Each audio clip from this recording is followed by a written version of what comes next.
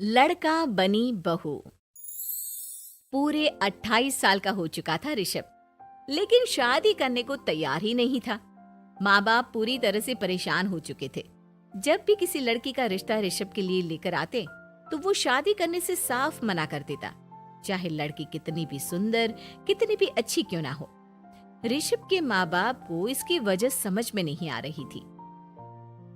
अरे ऋषभ बेटा, अच्छी खासी नौकरी लग गई है, दिखता भी इतना अच्छा है, आखिर बात क्या है, तुझे शादी क्यों नहीं करनी? देख, तू हमारा इकलौता बेटा है। अगर तू शादी नहीं करेगा तो कैसे काम चलेगा?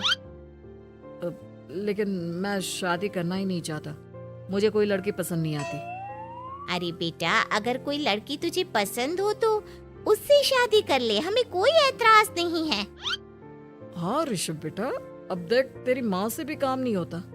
घर में एक बहू आ जाएगी तो कम से कम घर का माहौल भी अच्छा होगा और तेरी माँ को मदद भी मिल जाएगी। लेकिन मम्मी पापा कहा ना, मुझे लड़कियां पसंद ही नहीं आती। अरे लड़कियां पसंद नहीं आती तो क्या लड़का पसंद आता है? वो तो वक्त आने पर ही पता चलेगा। ऋषभ की बात सुनकर उसके माँ और पापा का सर चकरा जाता है।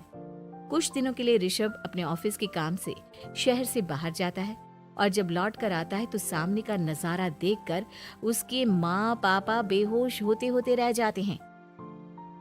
अरे ये क्या, ये तुम्हारे साथ कौन है? माँ, ये दीपक है, मेरी पत्नी। हम दोनों ने शादी कर ली है। दीपक तुम्हारी पत्नी कैसे हो सकता है? अरे दीपिका होती तो बात समझ में भी आती। ये तो लड़का है। तो क्या हुआ पापा, आजकल तो ये सब फैशन में है और मैंने आपको बताया था कि मुझे लड़कियां पसंद नहीं आती। अरे तो इसका मतलब ये थोड़ी है कि तुम दीपक को दीपिका बनाकर ले आओगे। मुझे बहू चाहिए, बहू के रूप में, ये आदमी नहीं। लेकिन मम्मी जी, मैं आपकी बेटे से बहुत प्यार करती हूँ, मेरा मतलब करता हूँ।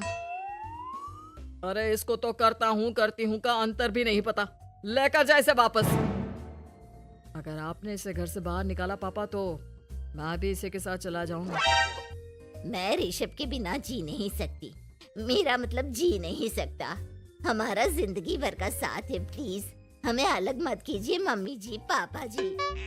हे भगवान, ये तूने क्या दिन दिखाया? मेरे बेटे को थोड़ी अकल दे दे, लड़के को बहू बनाकर घर में ले आया है।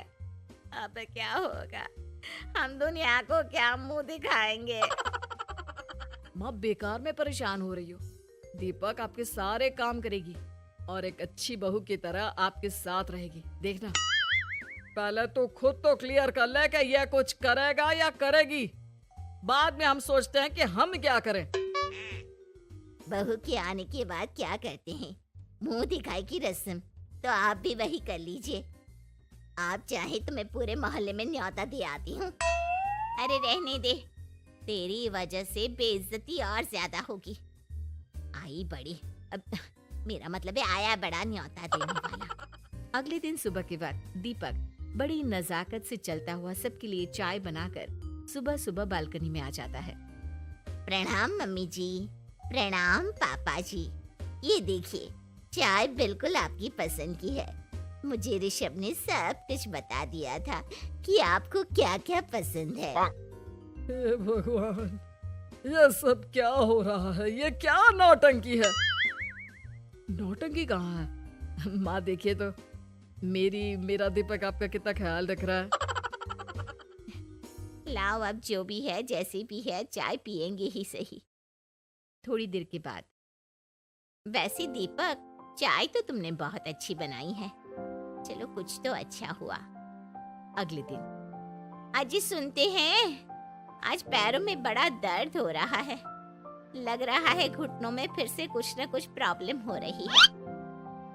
डॉक्टर ने वो दवाई दी थी, उसकी मालिश करो ना अपने घुटनों पर, आराम मिल जाएगा। वो क्या है ना, खुद के हाथों से ठीक से मालिश नहीं हो पाती। अरे मम्मी जी, आपको परेशान होने की क्या जरूरत है, मैं हूँ ना। लाइए, मैं आपके पैरों पर मालिश कर देता हूँ, मेरा मतलब कर देती हूँ। अरे रहने दे, रहने दे।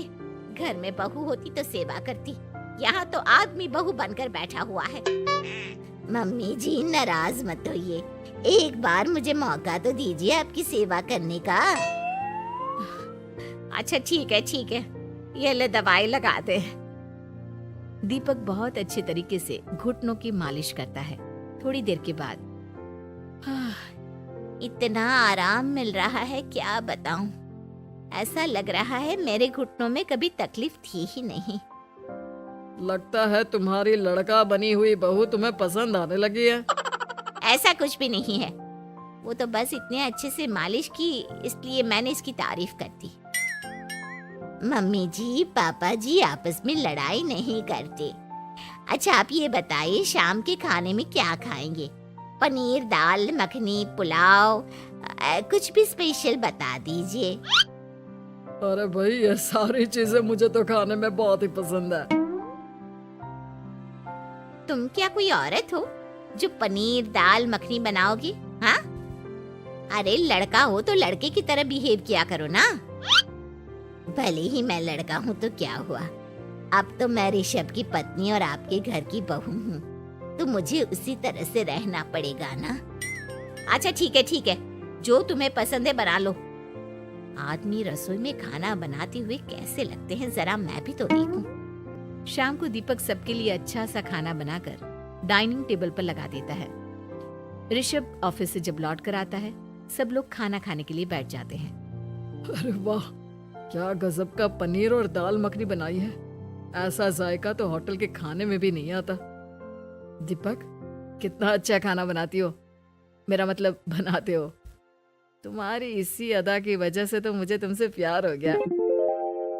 अरे बहुत हो गया, आदमी होकर आदमी से प्यार करते हो। अरे लेकिन कुछ भी कहो, जरा खाना खा कर तो देखो ऋषभ की माँ, मजा आ जाएगा। हाँ वैसे बात तो आपकी सही है, खाना तो वाकई में लाजवाब है। इतना स्वादिष्ट पनीर तो मैंने अपनी जिंदगी में नहीं खाया। कितना अच्छा होता अगर ये दीपिका होती। और फिर अगली सुबह कुछ ऐसा होता है जिसे देखकर ऋषभ के माँ और पापा ना केवल खुश होते हैं बल्कि हैरानी से उनकी आंखें फटी की फटी रह जाती हैं। उन्होंने जो नजारा अपनी आंखों के सामने देखा उसे देखकर उन्हें अपने आप पर भरोसा नहीं हुआ। सुबह का वक्त था, सब लोग बालकनी में बैठकर सुबह की चाय का इंतजार कर रहे थे। तभी रसोई में से एक बहुत ही खूबसूरत लड़की जिसके लंबे लंबे बाल थे और जिसने साड़ी पहनी हुई थी, हाथ में चाय की ट्रे लेकर वहां आती है।